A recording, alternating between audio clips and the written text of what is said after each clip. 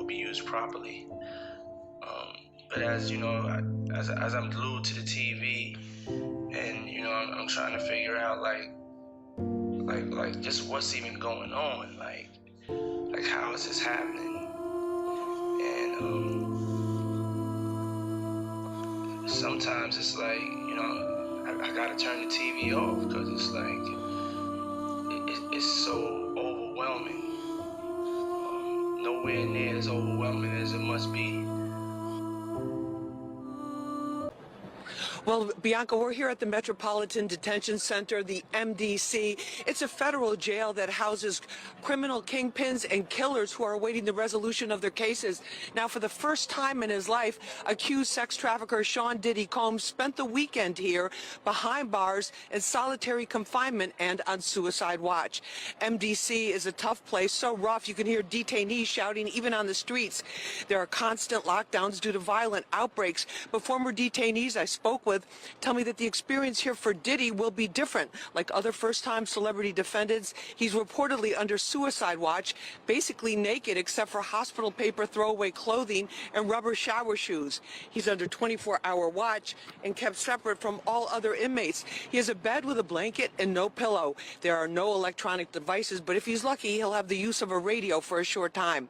After being denied bail twice by 2 federal judges, he's expected to stay here until his trial, and this could limit his ability to prepare his defense.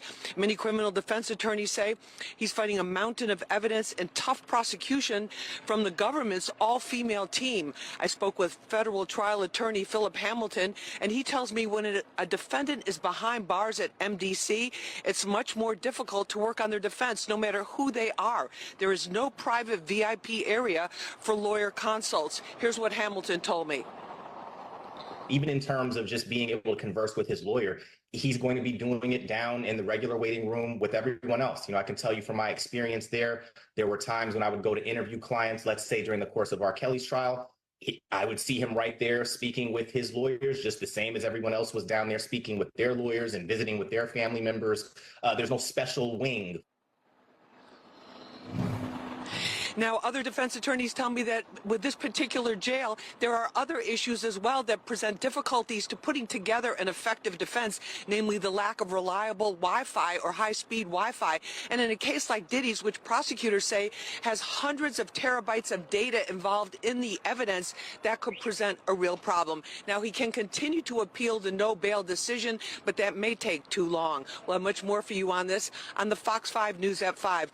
First off, I'd like to thank my sponsors, Johnson & Johnson. For decades, they've been helping me slide past resistance. You know, people always ask me how I do it. It really comes down to one thing. Never take no for an answer. My mentors, like Jay-Z, Michael Jackson, and R. Kelly always told me, no, it's just yes in disguise, and I truly believe that. Also, big ups to my man Bill. He's been coming to the parties since that Monica thing, and he's always kept me out of trouble. Another woman has sued Sean Diddy Combs, alleging that the music mogul and his head of security assaulted her and recorded her on video at his New York recording studio in 2001. The lawsuit, filed in federal court in New York, the latest of several similar suits against Combs, comes a week after he was arrested and a federal sex trafficking indictment against him was unsealed. Talia Grave alleges that when she was 25 and dating an executive who worked for Combs in the summer of 2001, Combs and Joseph Sherman lured her to a meeting at Bad Boy Recording Studios. She said they picked her up in an SUV and during the ride gave her a drink likely laced with a drug. According to the lawsuit, Grave lost consciousness and awoke to find herself bound inside Combs' office and lounge at the studio. Combs remains jailed without bail in New York on federal charges that allege he ran a vast network that facilitated sexual crimes and committed shocking acts of violence, using blackmail and other tactics to protect him and those close to him. He's pleaded not guilty to racketeering, conspiracy and sex trafficking. His attorney says he's innocent and will fight to clear his name.